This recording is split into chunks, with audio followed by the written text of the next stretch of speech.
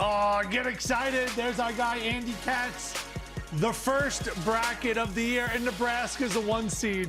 Indiana's winning college football national championship, and Nebraska's a 1 seed. UConn, Duke, Arizona as well. That's already over. He goes, he's starting his bracket one way all the way out. I picked Arizona from the start, and I'm picking them to the finish. They just built to win a championship. I also said that you said they're not going to lose a game all year. Yeah, I don't think they're going to lose a game. Yeah. Wow. Perfect college. That Big 12 perfect college football season. Perfect college basketball season. Thanks for joining us. And now we have, I was going to say the best college basketball writer of my generation, but I feel like that makes you sound older. Seth, he wrote. So can we dive into your notebook over a little bit? Yes, thank you. My little notebook. Thank your you. little Angela Lansbury, yes. Magic fingers. So we're going to start with Jamal Mashburn's former college coach, Rick Pitino. We left St. John's for dead. Turns out they were only mostly dead because Rick Pitino can make some adjustments, and putting that young man in the starting lineup has worked wonders for St. John's. Dalen Mitchell is a 6'9" power forward. We know they don't have a point guard, so instead of trying to run an offense with the point guard, start another point forward. In the 4 games that Mitchell has started, they've gone 4-0.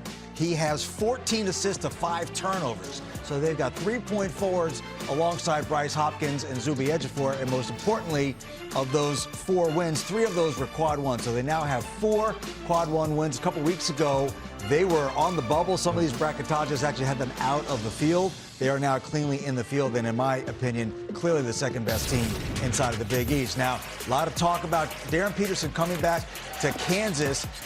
I think fans think it's kind of automatic. You know, a team plays one way without their superstar. They get him back, they automatically get better. But it takes time for everybody to learn how to play with each other. He was back in the first 3 games. They lost 2 of those games to Central Florida, then a really bad loss at West Virginia. Look at Darryn Peterson, number 1 pick in the draft probably. They got more losses with him than without him. But I think what they did last week, winning those 2 games, especially embarrassing a really good Iowa State team, has changed the dynamic. Bill self-adjusting things, getting him a little bit off the ball. Melvin Council with the ball in his hands. Look, it takes time. It takes time for a great coach like Bill Self to learn how the heck am I going to use this guy. They're 13th on KenPom in adjusted defensive efficiency.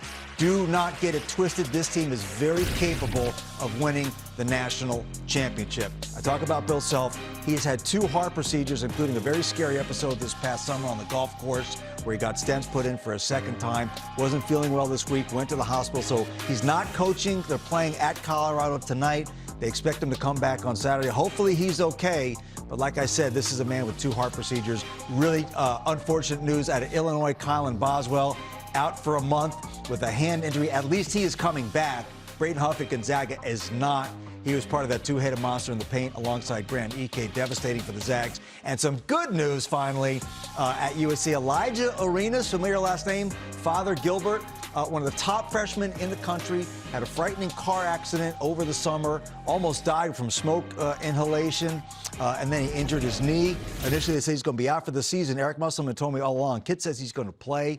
Now, he was a great dynamic scorer out of high school. Who knows, after this type of layoff, how good he's going to be. Remember, they lost their best perimeter scorer in Rodney Rice. They're having some patchwork without him. So just the fact that he's available, going to play, we'll see how he does. He's going to play Wednesday against Northwestern. Nice work there. Yeah, I mean, really. Did you ever use a typewriter? Did you ever do that? And then swing it over? Yes. Not quite that. I had the honor. I had the whiteout. I missed whiteout. Oh, there you go. What stood out from that list from Seth? Well, I would say St. John's and Kansas. And I think in the beginning for me, I was a little tough on St. John's because they didn't have great point guard play.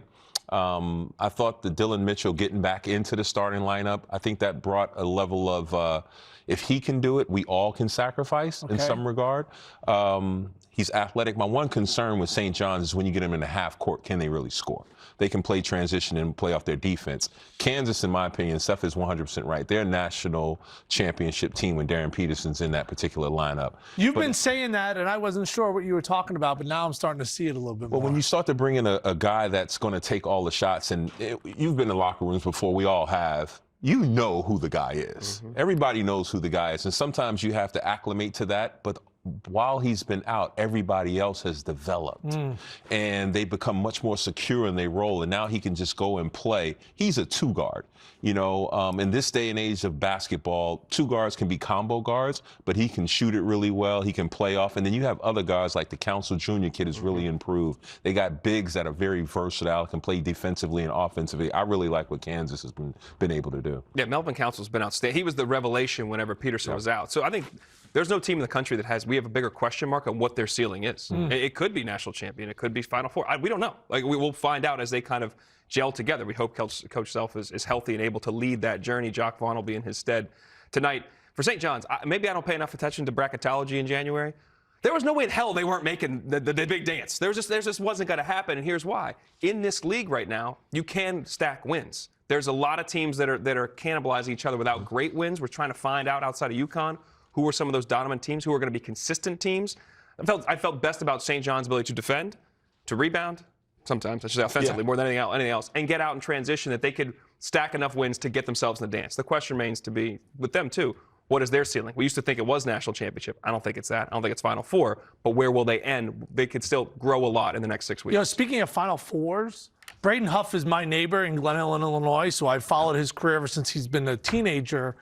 I thought Gonzaga had a shot to go to a Final Four when they had Ike and Huff. They had something that was very unique. Obviously, Michigan blew their doors off in Las Vegas and embarrassed them. But now with no Huff, what's their realistic goal? Maybe win a game, maybe win 2 games. Like, no longer are they really Final Four contenders. Well, a couple of things. First of all, we'll find out. I mean, they have a great coach. You play a different way. Sometimes guys get an opportunity. You play smaller.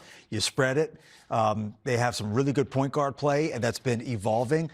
The tricky issue is they'll be really hard to evaluate. You know, they play this great non-conference schedule, but now they're in the West Coast Conference, so they're not going to be playing a high level of competition. So this is going to be kind of the old, antiquated view of Gonzaga, where how good are they really? I don't think we're going to really know until March, but they're going to have to reinvent now on the fly. The concern there, too, is because they don't have great competition, are you really growing? Are you figuring it out and able to still compete without Huff? Nobody will know until we see March. I think the answer is no. I think by my Gonzaga, I think we'd be lucky to win a game in the dance. Seth, we appreciate the notebook you there. You are writing people off quick. There we are, Oh, baby, look at that. Yeah, see? You got to do that, see? We just hope that's a cigarette, Seth. Oh, boy. Some kind of cigarette. Legal in most states. That's medical card. That's amazing. Best in the business. No one knows more about college hoops than our guy Seth Davis. Butler and Michael Alijah is a double-double machine, and we take it on DePaul. That's next here on truTV. That is a cigarette, right, Seth?